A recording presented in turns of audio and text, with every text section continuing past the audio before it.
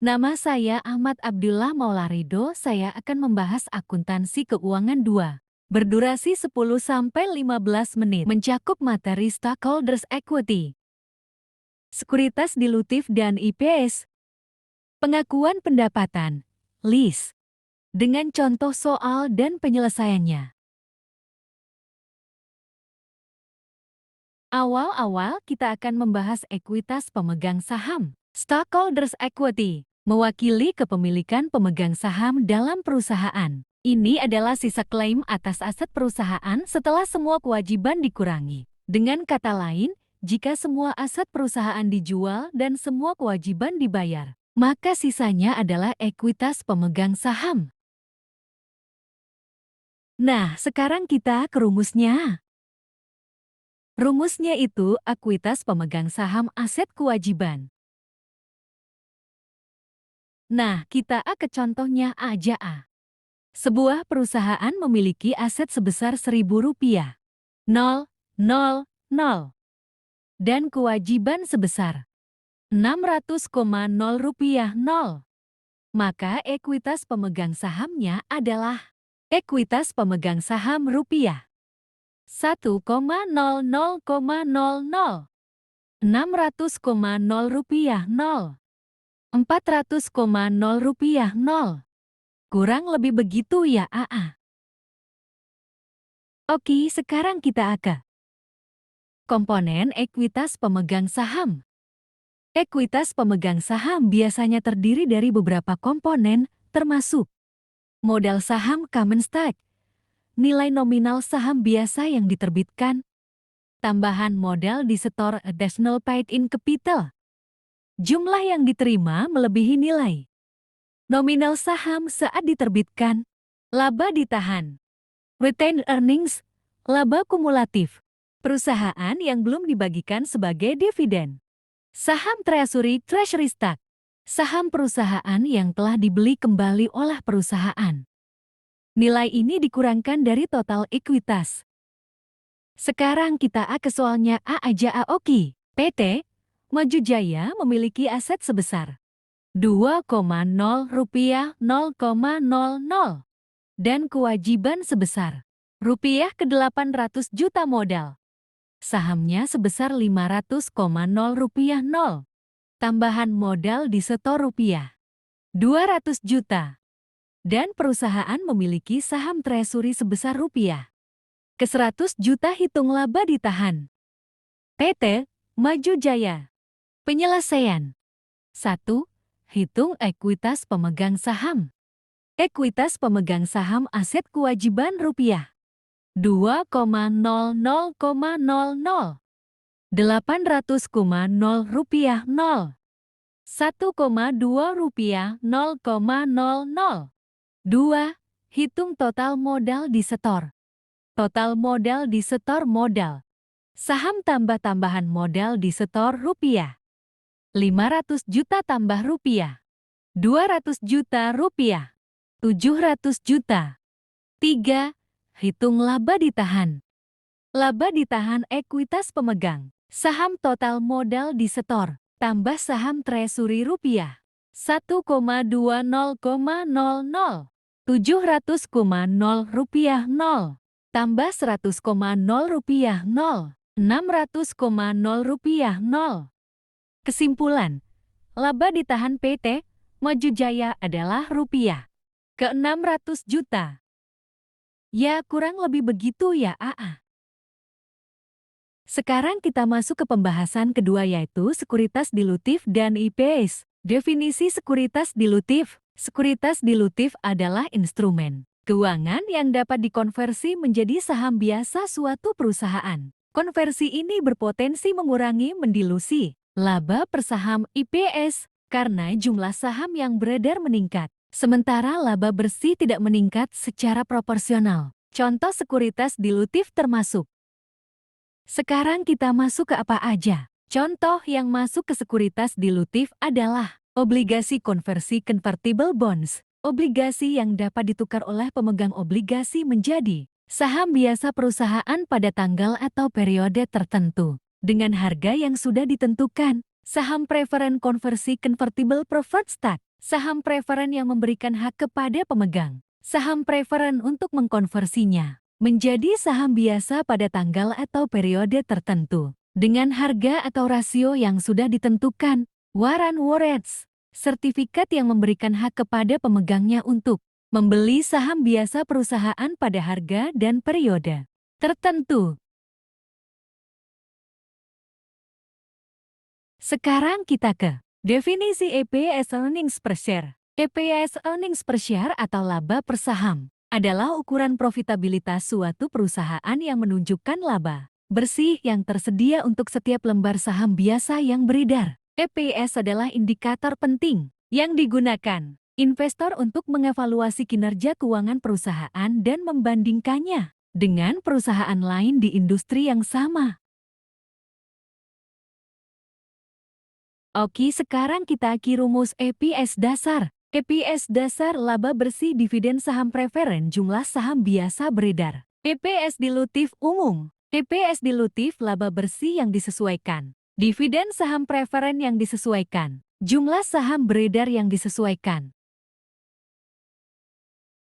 Sekarang kita soal aja. PT Maju bersama memiliki laba bersih setelah pajak sebesar 1,0 rupiah 0,00. Pada tahun ke-2024 perusahaan memiliki 1,00 lembar saham biasa yang beredar. PT Maju bersama juga memiliki 10.000 lembar obligasi konversi yang masing-masing dapat dikonversi menjadi 10 lembar saham biasa. Beban bunga sebelum pajak untuk obligasi konversi adalah rupiah ke-50 juta tarif. Pajak perusahaan adalah 25%. Hitung EPS dasar dan EPS dilutif PT Maju bersama. Untuk tahun ke-2024, penyelesaian. Pertama, menghitung EPS dasar. EPS dasar laba bersih. Jumlah saham biasa beredar rupiah 1,00,00. 1,00 lembar Rp1.000 lembar. Kedua, menghitung EPS dilutif. Laba bersih yang disesuaikan. Kita perlu menyesuaikan laba bersih untuk memperhitungkan dampak beban bunga obligasi konversi setelah memperhitungkan pajak. Penghematan pajak akibat beban bunga, rupiah 50 juta kali 25% rupiah 12.500.000. Laba bersih yang disesuaikan. Rupiah 1,00,00 tambah 12,5 rupiah 0. 1,01 rupiah 2,50. Jumlah saham beredar yang disesuaikan. Jumlah saham beredar meningkat karena konversi obligasi saham tambahan dari konversi obligasi 10.000 lembar X 10 lembar atau obligasi 100.000 lembar. Jumlah saham beredar yang disesuaikan 1,00 lembar tambah 100.000 lembar 1,10 lembar. EPS dilutif. IPS dilutif laba bersih yang disesuaikan. Jumlah saham beredar yang disesuaikan rupiah 1,012,50 1,10 lembar 920,45 rupiah lembar. Dan akhirnya kesimpulan, EPS dasar PT Maju bersama adalah Rp1.000 lembar. EPS dilutif adalah 920,45 rupiah lembar. EPS dilutif lebih rendah daripada IPS dasar karena dampak pengencaran dilusi akibat konversi obligasi. Investor menggunakan EPS dilutif untuk mendapatkan gambaran yang lebih komprehensif tentang profitabilitas perusahaan dengan mempertimbangkan potensi dampak sekuritas dilutif.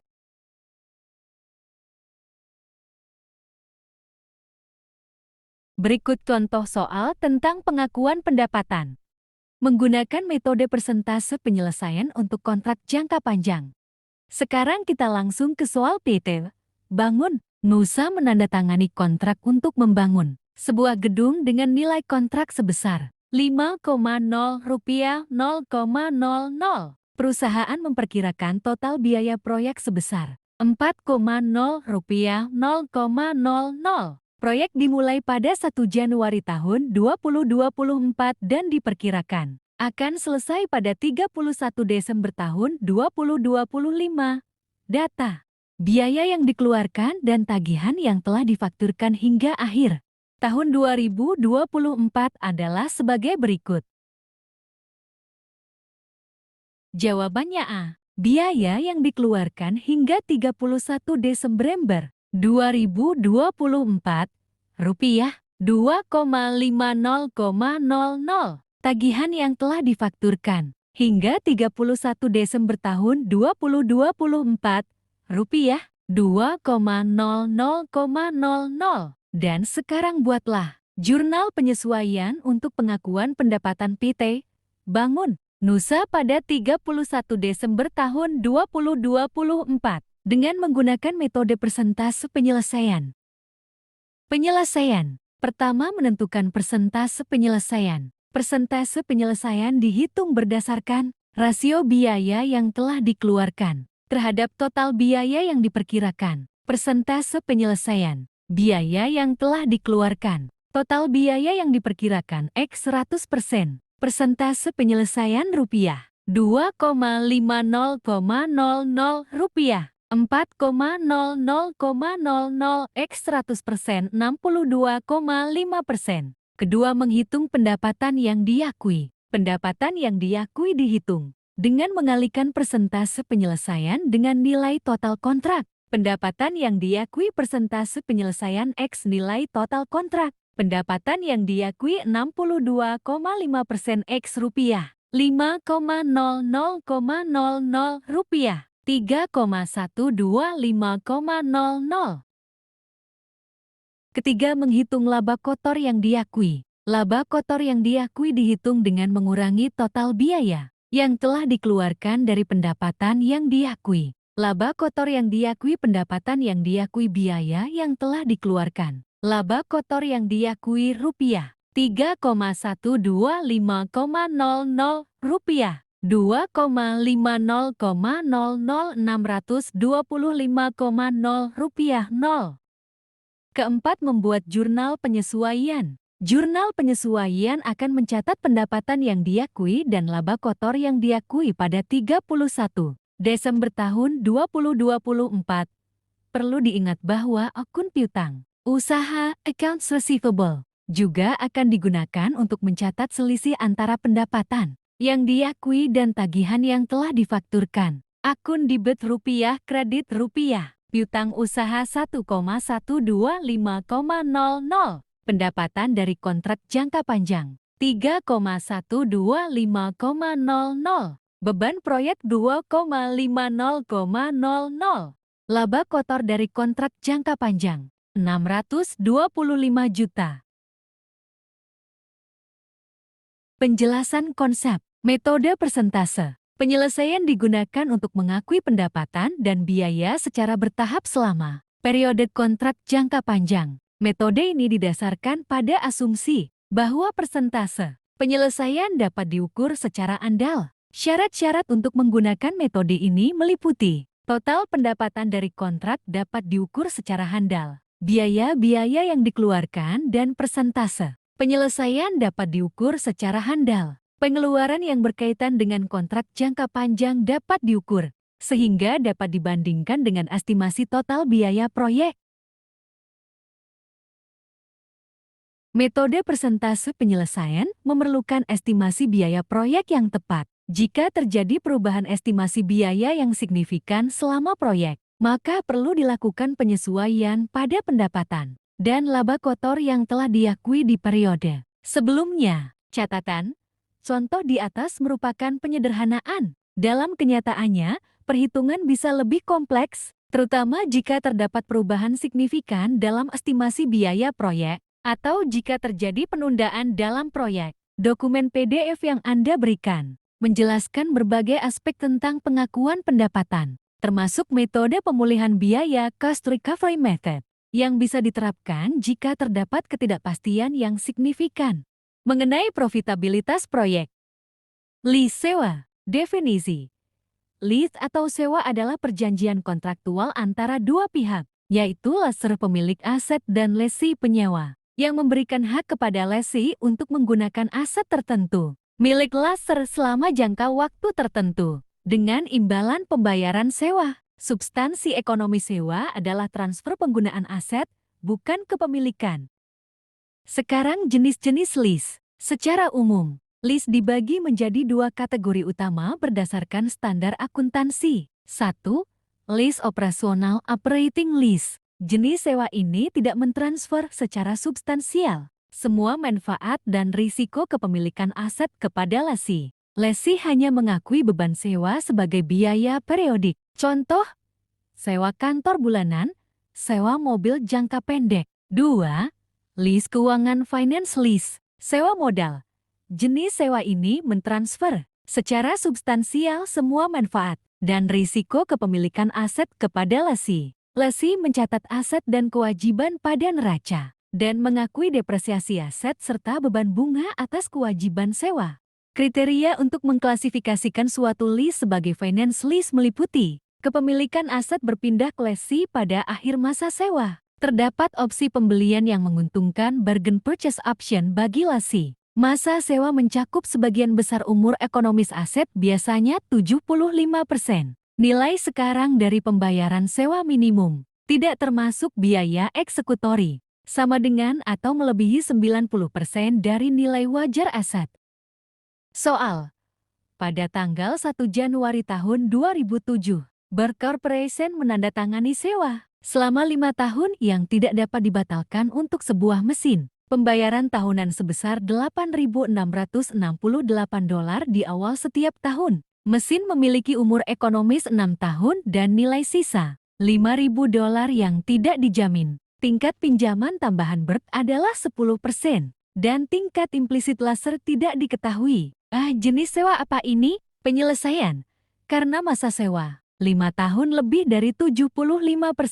Umur ekonomis 6 tahun. Maka ini adalah capital lease sewa modal. B. Hitung nilai sekarang dari pembayaran sewa minimum. Penyelesaian.